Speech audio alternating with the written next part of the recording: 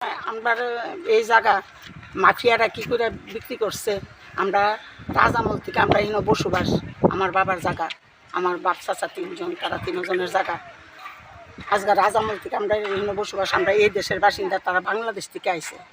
আয়া সেটা তারা আমরা থেকে কইছে আমার বাবার কাছে তারা কৃষিপত্র কইরা খাইব। তখন আমার বাবা দিচ্ছে যে ঠিক আছে তোমরা কৃষি কইরা খাও।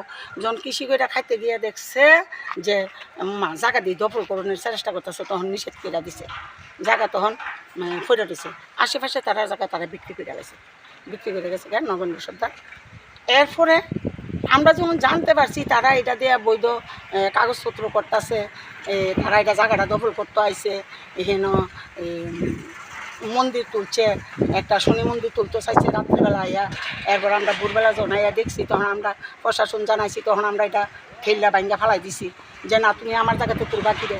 তখন কইছে না এটা আমরা এখানে একটা কীর্তনের ইয়া করুন, ঠাকুর মন্দির তুলব। আমি কিনা আমার জায়গায় ঠাকুর মন্দির তুলতে কিরে, তোমারও তো জায়গা খালি আছে, তোমার জায়গাত করো।